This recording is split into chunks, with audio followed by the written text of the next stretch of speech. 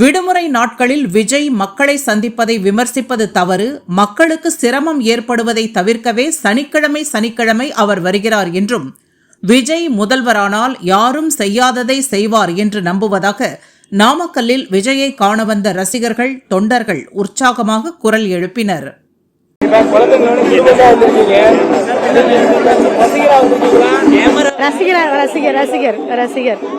ரசிகர் பிளஸ் அரசியல் ரெண்டுமே தான். யாரு செய்யாத அவர் செய்வாரு நாங்க எதிர்பார்க்கிறோம்.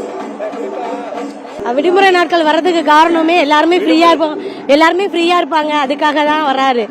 அதை விமர்சிக்கிறது தப்பு தான். ஏன்னா மற்ற நாள் வேலைகள் பாதிக்கும், இந்த டைம்ல வேலைகள் பாதிக்காது. அதனாலதான் 3 மணிக்குங்கிறது எல்லாருமே முடிஞ்சு வீட்டுக்கு போற டைம், அதனாலதான் அந்த டைம்ல வர்றாரு.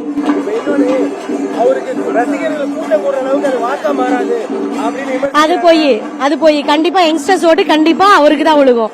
கண்டிப்பா ஓட்டு சிதையும். கண்டிப்பா இந்த வாட்டி எலெக்ஷன்ல கண்டிப்பா ஓட்டு 100க்கு 100% உறுதி.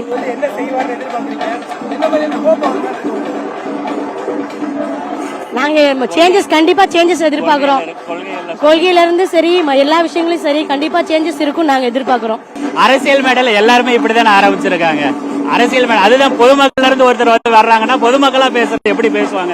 ஒரு சாதாரண சக மனிதன் எப்படி பேசுறாரோ அப்படிதான் பேச முடியும். இதுக்காக அரசியலுக்காக நாம நிறைய மேடை வார்த்தைகள் எல்லாம் பேசி மாயாஜலம் எல்லாம் பேச முடியாது.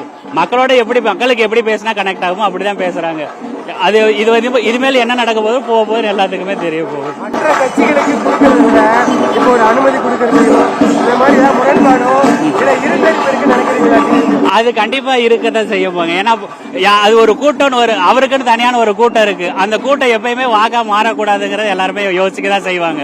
அந்த கூட்டத்தை பத்தி எல்லாத்துக்குமே தெரியும். அந்த கூட்டம் வாக்கா மாறிடுச்சுன்னா என்ன நடக்க போகுங்கிறது.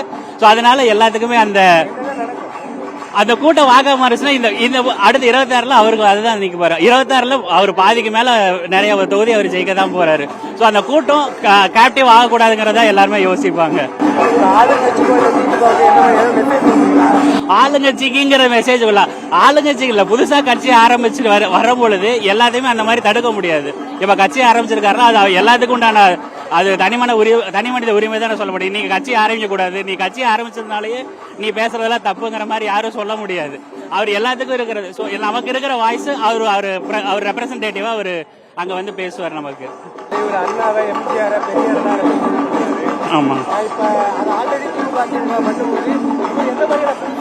இல்ல, திமுக அதிமுக இதெல்லாம் இருக்கு. திமுக அதிமுக எல்லாமே கொள்கையில இருக்குன்னு சொல்றாங்க.